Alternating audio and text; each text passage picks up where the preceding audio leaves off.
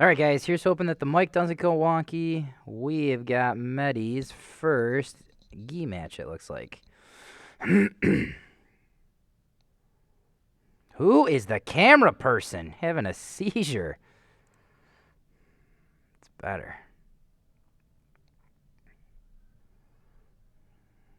Man, this mat is going to be small for you guys. Nice, Mehdi. Exactly what was worked on at the seminar. Yikes, yikes, yikes, yikes, yikes, yikes, yikes, yikes. All right, let's go over this, buddy. All right, don't go for the armbar right off the bat. So as soon as we hit here, this is near side elbow control, right? So your right arm needs to be fishing for your seatbelt grip here. I'm going to slow this down because there's a lot of movement. So we talked about this after the fact, Mehdi, when we kind of went over it, but it's good to go back over this anyways. We should not be looking to improve position yet because you haven't gotten points for anything yet.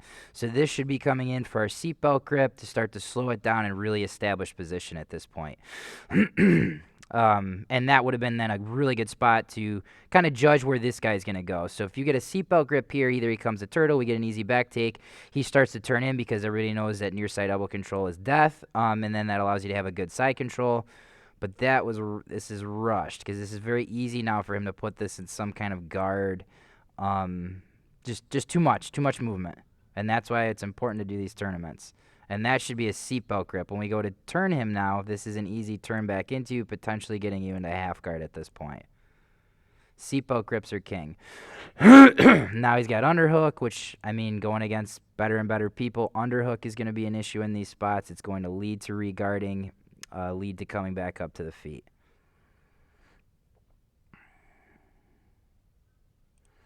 Also, Mehdi.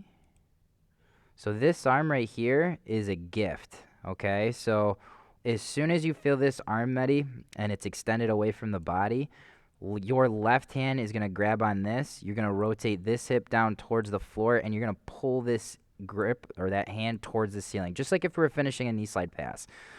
This is why I always yell at you guys when I see you framing when somebody's clearly past the legs at this point. The longer this frame is here, the easier it is to start to pick that arm, and then you're going to be in a bunch of shit at that point. It also would have killed the underhook if you were able to pick that up.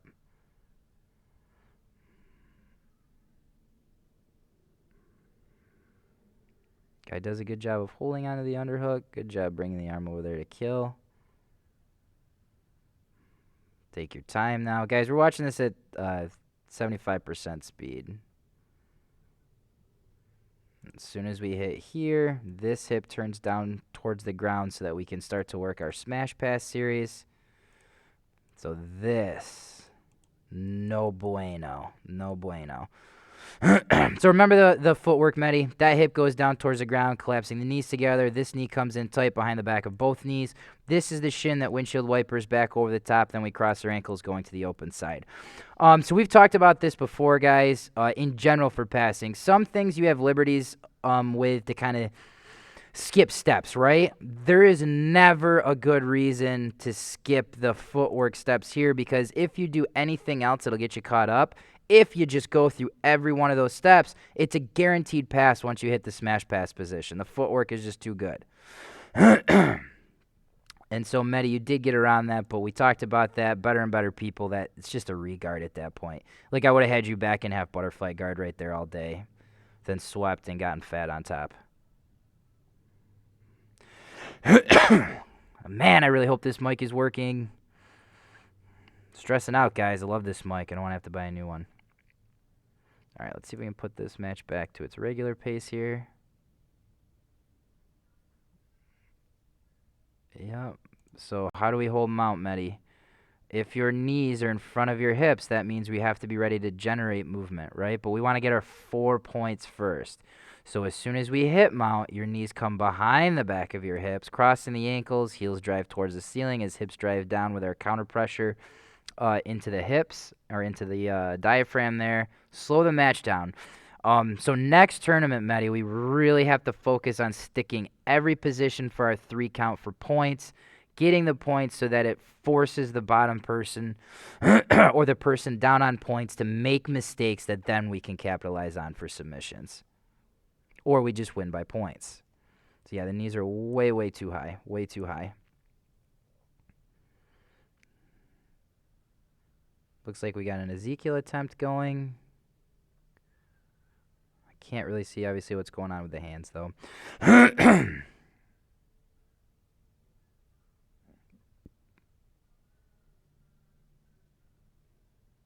Yeah.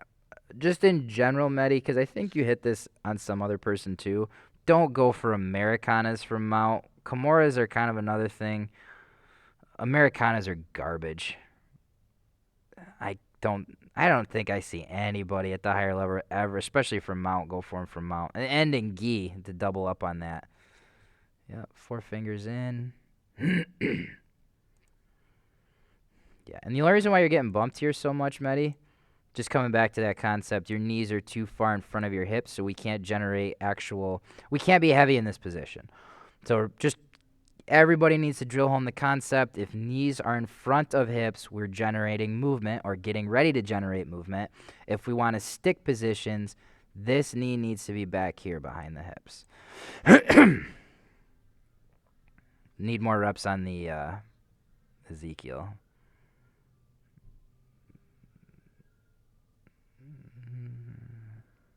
But yeah, back to the Americana again. I think it's this time you hit it, but yeah, let's get out of the habit of doing Americanas from mount. Just, you can, yeah, fuck it. I don't like a single series off of Americanas from mount. But very nice, buddy. I'll get some more of the breakdowns out there as long as my mic is working. We'll find out in a second.